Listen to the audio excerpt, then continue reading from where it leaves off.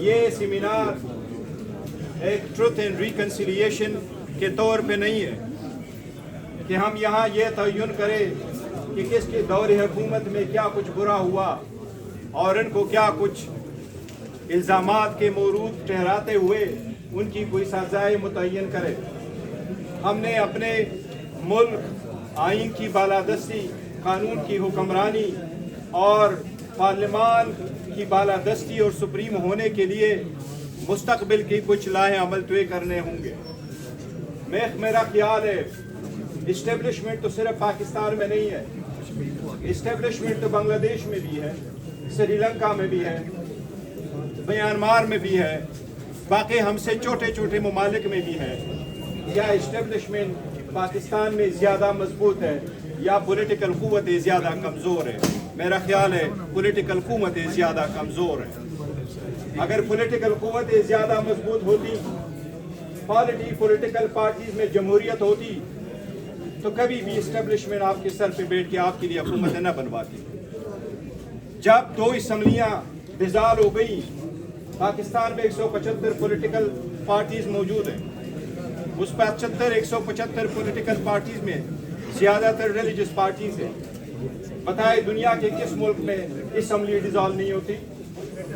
کیا جاپان میں اسمبلی اس بات پہ ڈسالو نہیں ہوئی کہ وزیر اعظم اپنے پوسٹ آفس کے پرائیویٹائزیشن کے لا کو پاس نہیں کرا سکا؟ کیا برطانیہ میں اسمبلی پارلیمنٹ ڈسالو ہو کر کے نئے الیکشن اس لیے نہیں کرائے گئے کہ بریکسٹ کا ایشو آیا؟ کیا یورپ میں، جرمنی میں انہوں نے صرف امیگریشن کے ایشو پہ ارلی الیکشن نہیں کروائے؟ تو یہی پارلیمنٹ میں لکھا ہے، آئین میں یہ ضرور لکھا ہے کہ 5 سال اسمبلی کی مدت ہے، لیکن یہ کہیں بھی نہیں لکھا کہ اسمبلی 5 سال کی مدت پورا کرے گی۔ جب چاہے حالات ہو اسمبلی ڈسالو بھی ہو سکتی ہے۔ جب 2 اسمبلیاں ڈسالو ہوئی، پاکستان کے 175 پولیٹیکل پارٹیز میں سے کس نے ہمارا ساتھ دیا؟ میں صرف یہ واضح کر دوں، یہ سٹرگل صرف پاکستان تحریک انصاف کی نہیں ہے، یہ سب کی ہونی چاہیے، اور یہ وقت ہے کہ ریئلائز کرے کہ اب مزید دیر کی گنجائش نہیں ہے، ورنہ ہماری آنے والی نسلیں ہمیں معاف نہیں کریں گی۔ کیا کوئی سپریم کورٹ گیا؟ کیا کوئی ہائی کورٹ گیا 175 پولیٹیکل پارٹیز میں سے کہ ارلی الیکشن ہونے چاہیے؟ کیا کسی نے یہ اپلیکیشن فائل کر دی سپریم کورٹ یا ہائی کورٹ میں کہ اسمبلی ڈسالو نہیں ہونی چاہیے تھی؟ کہاں لوگ گئے تھے؟ آج ہم سارے کہہ رہے ہیں 26ویں ترمیم ہو گئی۔ 26ویں ترمیم ہونے سے پہلے ہم یہ کہتے رہے کہ ہماری ریزرو سیٹوں کا فیصلہ نہیں ہوا، سینٹ کے الیکشن روکے گئے KPK سے۔ ہم نے کہا ایمان ابھی کمپلیٹ نہیں ہے، آرٹیکل 239 238 رول کے مطابق بھی، اور اسمبلی کے وہ رولز ہیں، میں آج آپ کو بتاؤں، ساری دنیا میں پاکستان کی کنسٹیٹیوشن میں 17 قسم کے اوتھ کا ذکر ہے، 17 قسم کے اوتھ کا ذکر ہے۔ واحد ایک ووٹ ہے جو پارلیمنٹیرین اٹھاتے ہیں، اس واحد ووٹ میں یہ لکھا ہے کہ میں رولز کی بھی پاسداری کروں گا، یہ ہمارے اوتھ میں بھی شامل ہے۔ کسی بھی اور اوتھ میں یہ نہیں لکھا کہ میں رولز کی بھی پاسداری کروں گا۔ اسمبلی کے وہ رولز بھی وائلیٹ ہوئے۔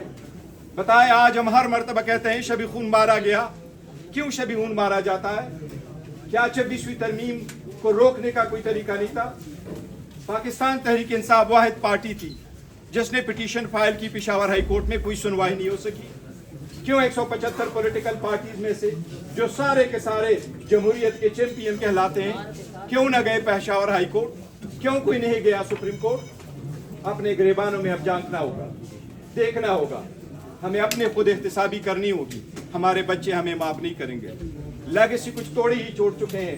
اچھا صاحب، آپ میری عمر سے زیادہ پارلیمنٹ میں رہے ہیں، ہر مرتبہ 1000 بندوں پہ مشتمل پارلیمانیں بنتی ہے، 4 صوبے اور ایک نیشنل اسمبلی میں 1000 بندوں پہ مشتمل بنتی ہیں، ہزاروں لوگ چلے گئے، لیکن اچھی طرح سے تاریخ پہ حصہ ڈالو، سوائے جن کی کوئی لیگیسی پیچھے نہیں چھوڑ گیا، تنخواہیں لے کے چلے گئے۔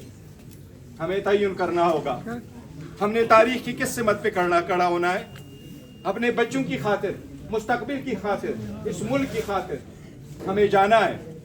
ہم کسی کے خلاف بغاوت کا عالم بلند نہیں کرتے۔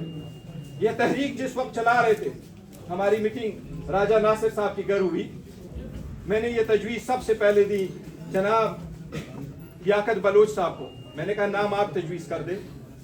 پاکستان تحریک انصاف سب سے بڑی پولیٹیکل پارٹی ہے، दुनिया में छठी बड़ी पॉलिटिकल पार्टी है, लेकिन हमने कुछ भी नहीं मांगा, किसी से भी नहीं मांगा। हमने कहा अच्छा जैसा साहब आप सदर होंगे, स्टीयरिंग कमेटी बनी, हमने कहा शाहिदा खान अब्बासी साहब आप होंगे चेयरमैन, कन्वीनियर आप होंगे। पाकिस्तान तहरीक इंसाफ पावर शेयरिंग पे बिलीव नहीं करती, अवामी पॉलिटिक्स पे खान बिलीव करता है। तब तो जेल में बैठा है, कंप्रोमाइज करना होता कर चुके होते, कब के बाहर आ चुके होते। इलेक्शन हुए, हमारी कितने सीटें आई? 10 फरवरी को मैंने सबसे पहले प्रेस कॉन्फ्रेंस की थी अपनी सेंट्रल ऑफिस के सामने। उस वक्त मेरे पास फैक्ट्स एंड फिगर मौजूद थे जो मैंने आप लोगों के साथ शेयर किए थे, इंटरनेशनल मीडिया भी मौजूद था। उसके फौरन बाद द गार्डियन ने मेरा इंटरव्यू कर दिया था, मैंने फैक्ट्स फिगर उनके साथ शेयर किए, जिन्होंने उसकी तस्दीक की है, मेरे वो इंटरव्यू भी चलाए। और मुझसे पूछा गया कि हीलिंग टच क्या होगा। मैंने कहा हीलिंग टच हमारे तरफ से कैसे आना है, हम तो विक्टिम्स हैं, हमारे साथ तो ज्यादतियां हो रही हैं। हीलिंग टच उन लोगों की तरफ से आना चाहिए जिन्होंने हमारे बहनों से चादर लिए, जिन्होंने हमारे वर्कर सपोर्टरों को रोका।